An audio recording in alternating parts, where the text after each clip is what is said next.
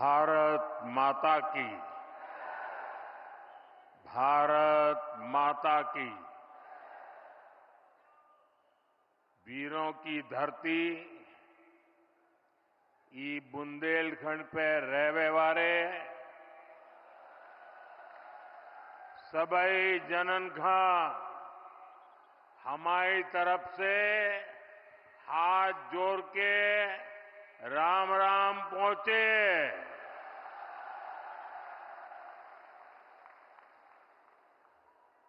मध्य प्रदेश के गवर्नर श्रीमान मंगूभाई पटेल, यहां के कर्मठ मुख्यमंत्री भाई मोहन यादव जी, केंद्रीय मंत्री भाई Shivraj Singh ji, Virendra Kumar ji, CR Patil ji, deputy CM Jagdish Devda जी, राजेंद्र शुक्ला जी, अन्य मंत्रीगण, सांसदगण, विधायकगण, अन्य सभी महानुभाव, पूज्य संतगण और मध्य प्रदेश के मेरे प्यारे भाई और बहनों,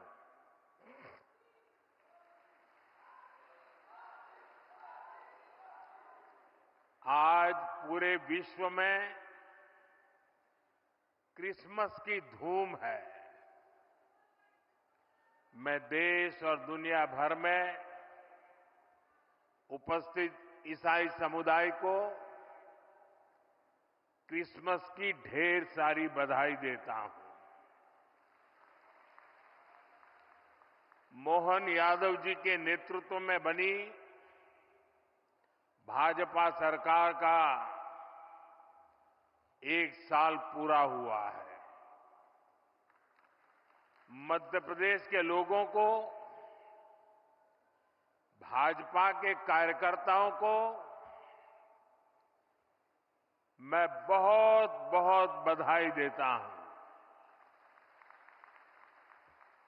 इस 1 वर्ष में एमपी में विकास को एक नई गति मिली है।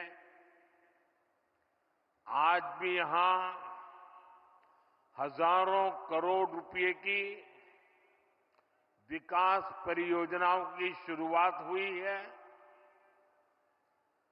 आज ऐतिहासिक केन बेतवा लिंक परियोजना का, दौधन बांध का शिलान्यास भी हुआ है। ओमकारेश्वर फ्लोटिंग सोलर प्लांट, उसका भी लोकार्पण हुआ है। और ये मध्य प्रदेश का पहला फ्लोटिंग प्लांट है।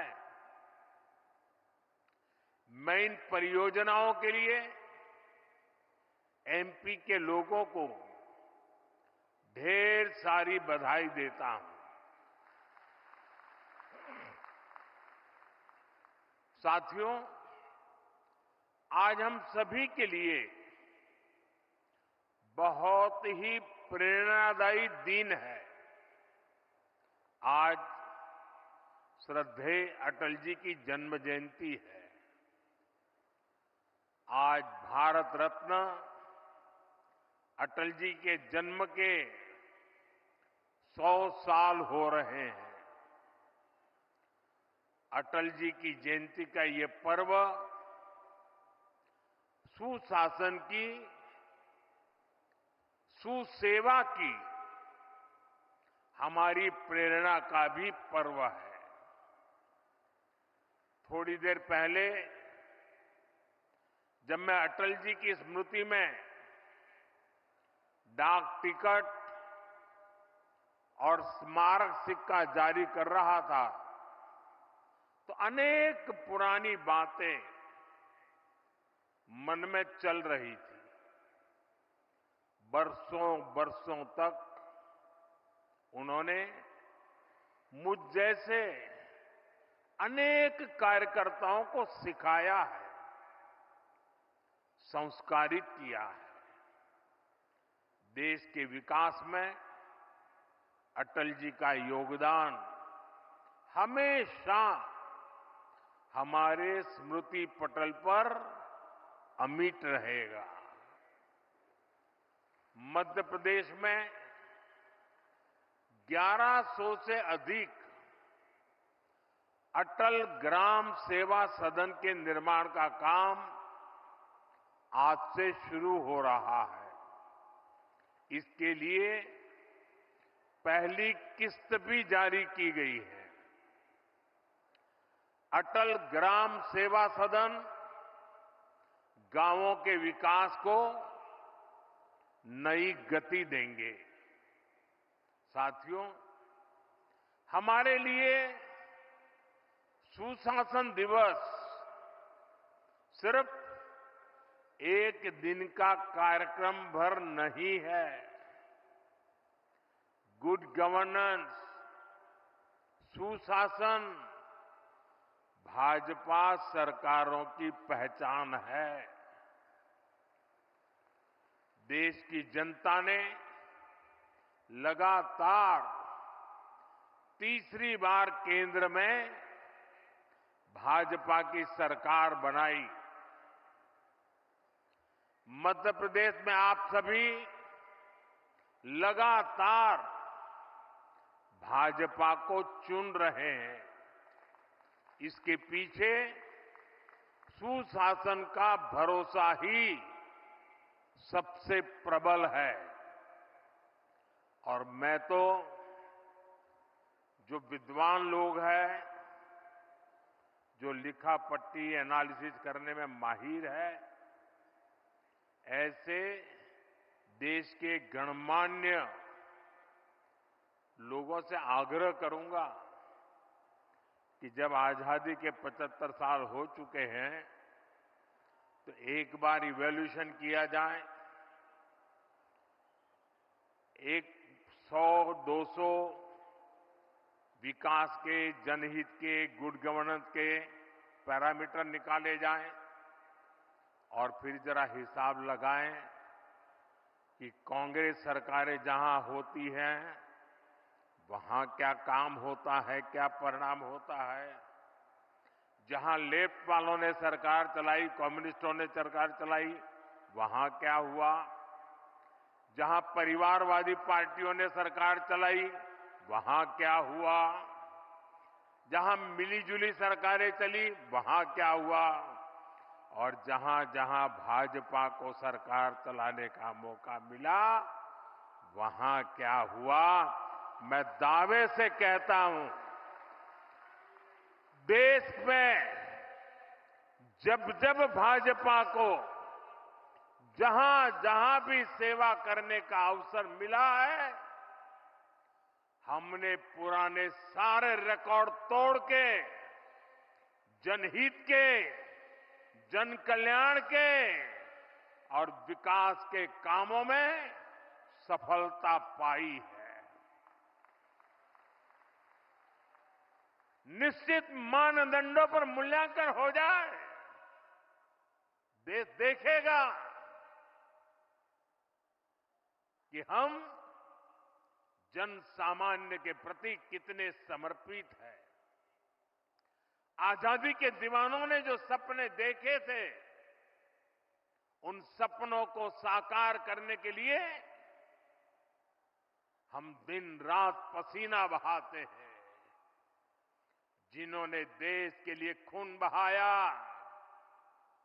उनका रक्त बेकार न जाए, हम अपने पसीने से उनके सपनों को सींच रहे हैं। और सुशासन के लिए अच्छी योजनाओं के साथ ही उन्हें अच्छी तरह लागू करना भी जरूरी है। सरकार की योजनाओं का लाभ कितना पहुंचा, ये सुशासन का पैमाना होता है। अतीत में कांग्रेस सरकारें घोषणाएं करने में माहिर हुआ करती थी, घोषणाएं करना, फीता काटना, दिया जलाना, अखबार में तस्वीर छपवा देना, उनका काम वहीं पूरा हो जाता था और उसका फायदा कभी भी लोगों को नहीं मिल पाता था। प्रधानमंत्री बनने के बाद मैं प्रगति के कार्यक्रम का एनालिसिस में पुराने प्रोजेक्ट देखता हूं, मैं तो हैरान हूं। 35, 40 साल पहले जिसके शिलान्यास हुए, बाद में वहां 1 इंच भी काम नहीं हुआ। कांग्रेस की सरकारों की ना तो नीयत थी और ना ही उनमें योजनाओं को लागू करने की गंभीरता थी। आज हम पीएम किसान सम्मान निधि जैसे योजना का लाभ देख रहे हैं। मध्य प्रदेश के किसानों को किसान सम्मान निधि के 12,000 रुपया मिल रहे हैं। ये भी तभी संभव हुआ जब साथियों, बीता दशक भारत के इतिहास में जल सुरक्षा और जल संरक्षण के अभूतपूर्व दशक के रूप में याद किया जाएगा। पहले की सरकारों के दौरान पानी से जुड़ी जिम्मेदारियां अलग अलग विभागों के बीच बंटी हुई थी। हमने इसके लिए जल शक्ति मंत्रालय बनाया। पहली बार हर घर नल से जल पहुंचाने के लिए राष्ट्रीय मिशन शुरू किया गया। आजादी के बाद 7 दशक में सिर्फ 3 करोड़ ग्रामीण परिवारों के पास ही नल से जल, नल कनेक्शन था। बीते 5 वर्षों में 12 करोड़ नए परिवारों तक हमने नल से जल पहुंचाया है। इस योजना पर अभी तक 3.5 लाख करोड़ रुपए से अधिक खर्च किया जा चुका है। जल जीवन मिशन का एक और पक्ष है जिसकी उतनी चर्चा नहीं होती, वो है पानी की गुणवत्ता की जांच। पीने के पानी को टेस्ट करने के लिए देश भर में 2100 वाटर क्वालिटी लैब बनाई गई है। पानी को टेस्ट करने के लिए गांवों में 25 लाख महिलाओं को ट्रेन किया गया है। इससे देश के हजारों गांव जहरीला पानी पीने की मजबूरी से मुक्त हो चुके हैं। आप कल्पना कर सकते हैं, बच्चों को, लोगों को बीमारियों से बचाने के लिए ये कितना बड़ा काम हुआ है। साथियों, 2014 से पहले देश में ऐसी 100 के करीब बड़ी सिंचाई परियोजनाएं थी जो कई दशकों से अधूरी पड़ी हुई थी। हम हजारों करोड़ रुपए खर्च करके इन पुरानी सिंचाई परियोजनाओं को पूरा करवा रहे हैं। हम सिंचाई के आधुनिक तौर तरीकों का भी उपयोग बढ़ा रहे हैं। पिछले 10 साल में करीब करीब 1 करोड़ हेक्टेयर भूमि को माइक्रो इरिगेशन की सुविधा से जोड़ा गया है। मध्य प्रदेश में भी पिछले 10 साल में करीब 5 लाख हेक्टेयर भूमि माइक्रो इरिगेशन से जुड़ी है। बूंद बूंद पानी का सदुपयोग हो, इसे लेकर लगातार काम हो रहा है। आजादी के 75 वर्ष पूरे होने पर हर जिले में 75 अमृत सरोवर बनाने का अभियान भी चलाया गया। इसके तहत देश भर में 60,000 से ज्यादा अमृत सरोवर बनाए गए। हमने देश भर में जल शक्ति अभियान कैच द रेन भी शुरू किया है। आज देश भर में 3 लाख से अधिक रिचार्ज वेल बन रहे हैं और बड़ी बात यह कि इन अभियानों का नेतृत्व जनता जनार्दन खुद कर रही है। शहर हो या गांव, हर क्षेत्र के लोग इनमें बढ़ चढ़कर हिस्सा ले रहे हैं। मध्य प्रदेश सहित देश के जिन राज्यों में भूजल स्तर सबसे कम था, वहां अटल भूजल योजना चलाई जा रही है। साथियों, हमारा मध्य प्रदेश टूरिज्म के मामले में हमेशा से अव्वल रहा है और मैं खजुराहो आया हूं और पर्यटन की चर्चा ना करूं, ऐसा भला हो सकता है क्या? पर्यटन एक ऐसा सेक्टर है जो युवाओं को रोजगार भी देता है और देश की अर्थव्यवस्था को भी ताकत देता है। अब जब भारत दुनिया की तीसरी बड़ी आर्थिक शक्ति बनने जा रहा है, तो दुनिया में भारत को लेकर जिज्ञासा बढ़ी है। आज दुनिया भारत को जानना चाहती है, समझना चाहती है। इसका बहुत अधिक फायदा मध्य प्रदेश को होने वाला है। हाल में एक अमेरिकी अखबार में एक रिपोर्ट छपी है, हो सकता है मध्य प्रदेश के अखबारों में भी अब वो नजर आई हो।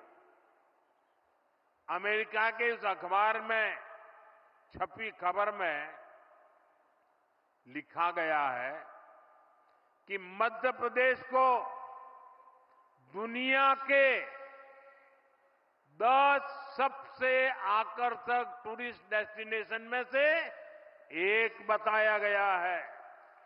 दुनिया के टॉप 10 में एक मेरा मध्य प्रदेश। मुझे बताइए, हर मध्य प्रदेश वासी को खुशी होगी कि नहीं होगी? आज का गौरव बढ़ेगा कि नहीं बढ़ेगा? आपका सम्मान बढ़ेगा कि नहीं बढ़ेगा? आपके यहां टूरिज्म बढ़ेगा कि नहीं बढ़ेगा? गरीब से गरीब को रोजगार मिलेगा कि नहीं मिलेगा? साथियों, केंद्र सरकार भी लगातार प्रयास कर रही है कि देश और विदेश के सभी पर्यटकों के लिए सुविधाएं बढ़े, यहां आना जाना आसान हो। विदेशी पर्यटकों के लिए हमने ई वीजा जैसी योजना बनाई है। भारत में जो हेरिटेज और वाइल्ड लाइफ टूरिज्म है, उसको विस्तार दिया जा रहा है। यहां मध्य प्रदेश में तो इसके लिए अभूतपूर्व संभावनाएं हैं। खजुराहो के इस क्षेत्र में ही देखिए, यहां इतिहास की, आस्था की अमूल्य धरोहरें हैं।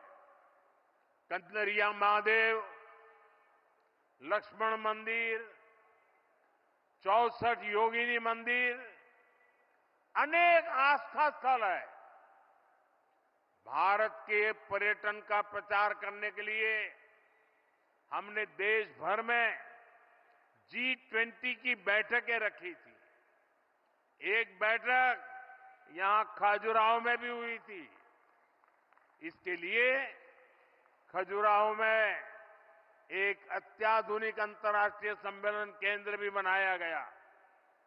साथियों, केंद्र सरकार की स्वदेश दर्शन योजना के तहत मध्य प्रदेश को सैकड़ों करोड़ रुपए दिए गए हैं ताकि यहां इको टूरिज्म सुविधाओं का, पर्यटकों के लिए नई सुविधाओं का निर्माण हो सके।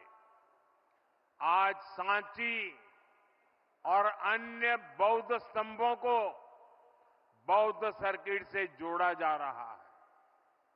गांधी सागर, ओमकारेश्वर डैम, इंदिरा सागर डैम, भेड़ाघाट, माणसागर डैम, ये इको सर्किट का हिस्सा है।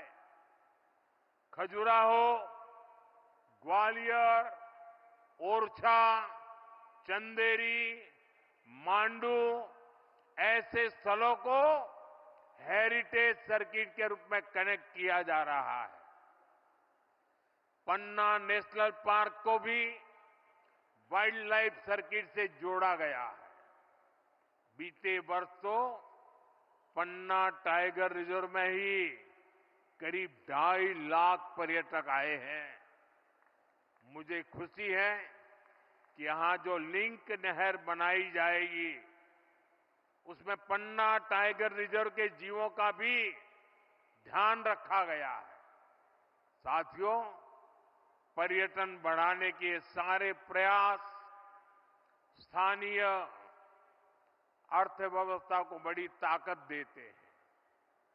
जो पर्यटक आते हैं वे भी यहां का सामान खरीदते हैं। यहां ऑटो टैक्सी से लेकर होटल, ढाबे, होम स्टे, गेस्ट हाउस सभी को फायदा पहुंचता है। इससे किसान को भी बहुत फायदा होता है क्योंकि दूध, दही से लेकर फल, सब्जी तक हर चीज के उन्हें अच्छे दाम मिलते हैं। साथियों, जहां सुशासन होता है वहां वर्तमान चुनौतियों के साथ ही भविष्य की चुनौतियों पर भी काम किया जाता है। लेकिन दुर्भाग्य से देश में लंबे वक्त तक कांग्रेस की सरकारें रही। कांग्रेस गवर्नमेंट पर अपना जन्मसिद्ध अधिकार समझती है, लेकिन गवर्नेंस का उससे 36 का नाता रहा है। जहां कांग्रेस वहां गवर्नेंस हो ही नहीं सकती। इसका बहुत बड़ा खामियाजा दशकों तक यहां बुंदेलखंड के लोगों ने भी भुगता है। पीढ़ी दर पीढ़ी यहां के किसानों, यहां की माताओं बहनों ने बूंद बूंद पानी के लिए संघर्ष किया। ये हालात क्यों बने? क्योंकि कांग्रेस ने कभी जल संकट के स्थायी समाधान के बारे में सोचा ही नहीं। साथियों, भारत के लिए नदी जल का महत्व क्या है, इसको समझने वाले पहले लोगों में, और आपको भी जब बताऊं तो आश्चर्य होगा, यहां किसी को भी पूछ लीजिए, हिंदुस्तान में किसी को पूछ लीजिए कि देश आजाद होने के बाद सबसे पहले जल शक्ति, पानी का सामर्थ्य, पानी के लिए दूरंदर्शी आयोजन, इसके विषय में किसने सोचा था, किसने काम किया था?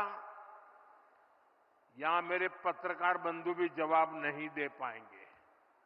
क्यों?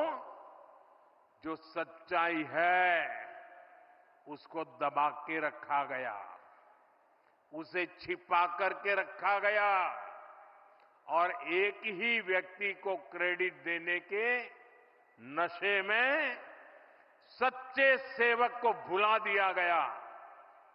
और आज मैं बताता हूं, देश आजाद होने के बाद भारत की जल शक्ति भारत के जल संसाधन, भारत में पानी के लिए बांधों की रचना, इन सब की दूरदृष्टि किसी एक महापुरुष को क्रेडिट जाती है तो उस महापुरुष का नाम है बाबा साहब आंबेडकर।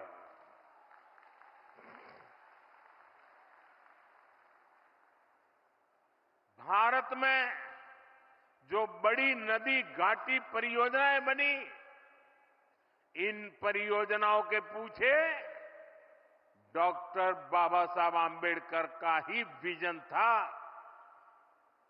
आज जो केंद्रीय जल आयोग है, इसके पीछे भी डॉक्टर आंबेडकर के ही प्रयास थे।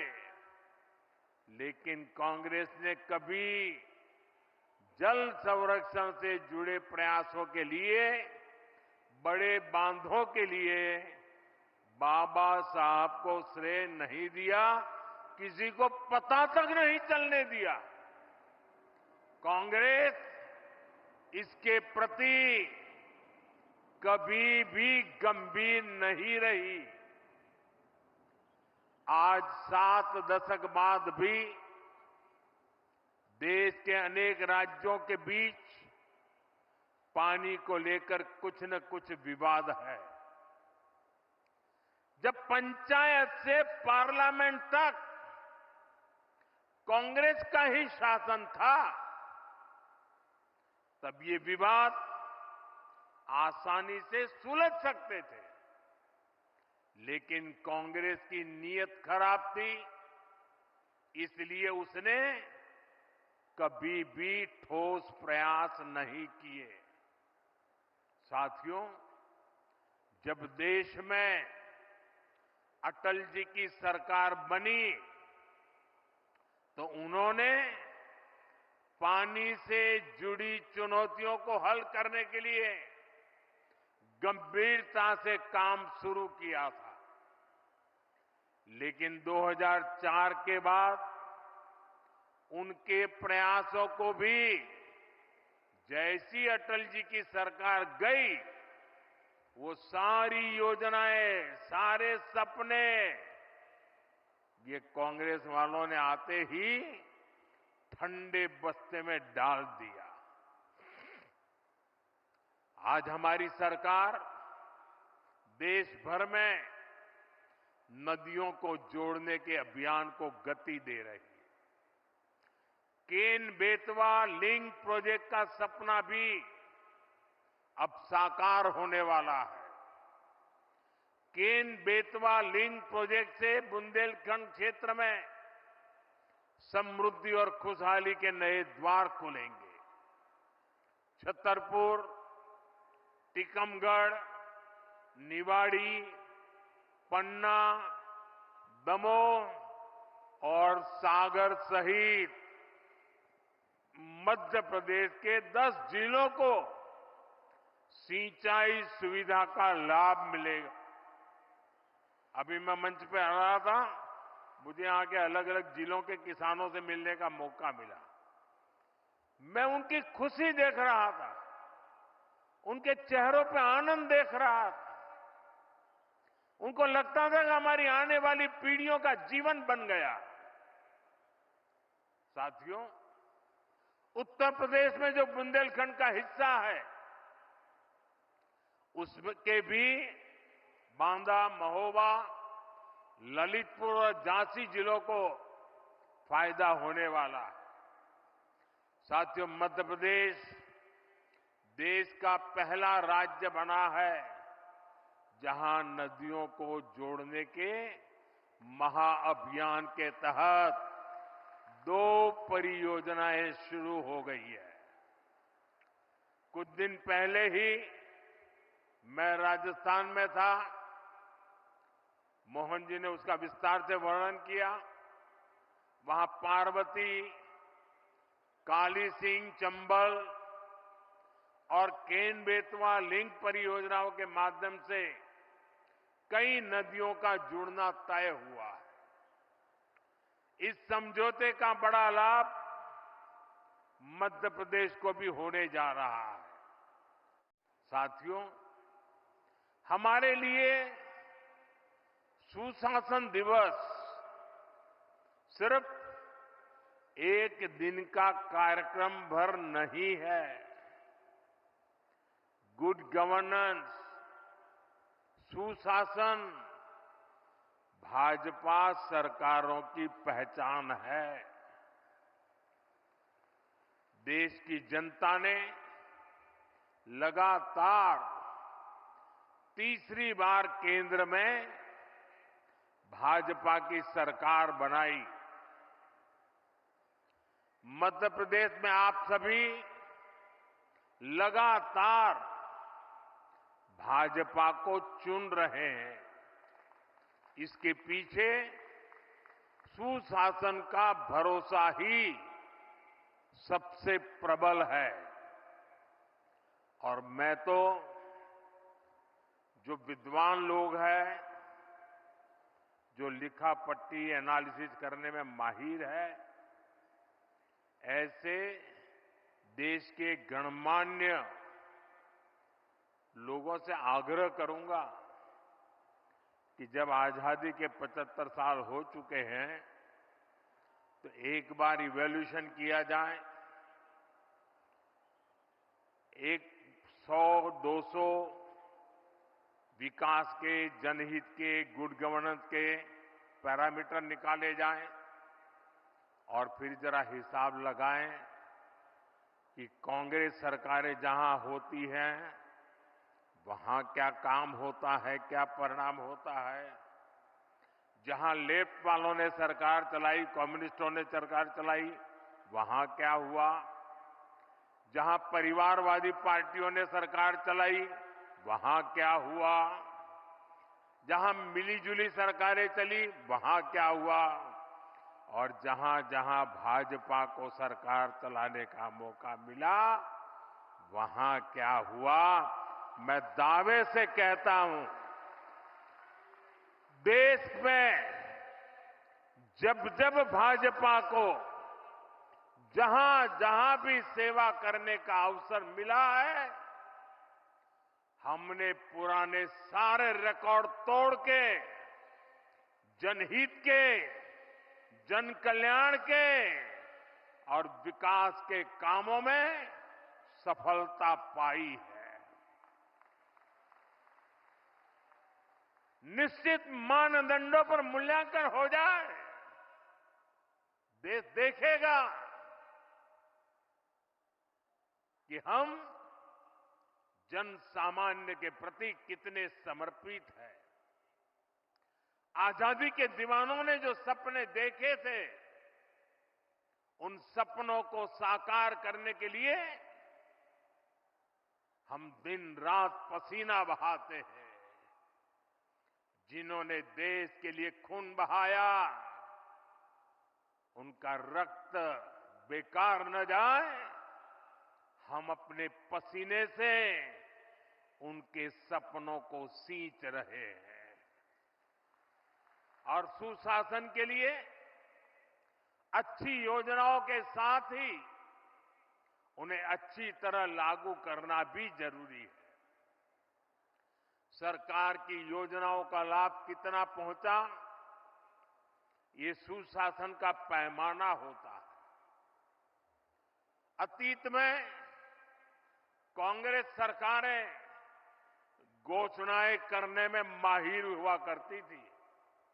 घोषणाएं करना, फीता काटना, दिया जलाना, अखबार में तस्वीर छपवा देना, उनका काम वहीं पूरा हो जाता था और उसका फायदा कभी भी लोगों को नहीं मिल पाता था। प्रधानमंत्री बनने के बाद मैं प्रगति के कार्यक्रम का एनालिसिस में पुराने प्रोजेक्ट देखता हूं, मैं तो हैरान हूं। 35, 40 साल पहले जिसके शिलान्यास हुए, बाद में वहां 1 इंच भी काम नहीं हुआ। कांग्रेस की सरकारों की ना तो नीयत थी और ना ही उनमें योजनाओं को लागू करने की गंभीरता थी। आज हम पीएम किसान सम्मान निधि जैसे योजना का लाभ देख रहे हैं। मध्य प्रदेश के किसानों को किसान सम्मान निधि के 12,000 रुपया मिल रहे हैं। ये भी तभी संभव हुआ जब जन धन बैंक खाते खुले। यहां एमपी में ही लाडली बहना योजना है। अगर हम बहनों के बैंक खाते न खुलवाते, उनको आधार और मोबाइल से ना जोड़ते, तो क्या ये योजना लागू हो पाती? सस्ते राशन की योजना तो पहले से भी चलती थी।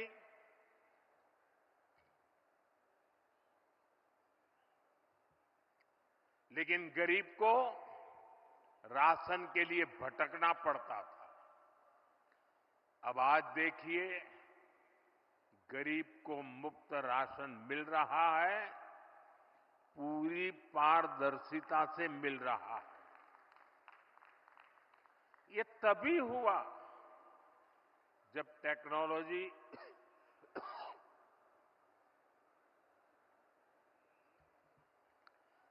टेक्नोलॉजी लाने के कारण फर्जीवाड़ा बंद हुआ। जब एक देश एक राशन कार्ड जैसी देशव्यापी सुविधाएं लोगों को मिली। साथियों, सुशासन का मतलब ही यही है कि अपने ही हक के लिए नागरिक को सरकार के सामने हाथ फैलाना न पड़े, सरकारी दफ्तरों के चक्कर न काटने पड़े। और यही तो सैचुरेशन की 100% लाभार्थी को 100% लाभ से जोड़ने की हमारी नीति है। सुशासन का यही मंत्र भाजपा सरकारों को दूसरों से अलग करता है।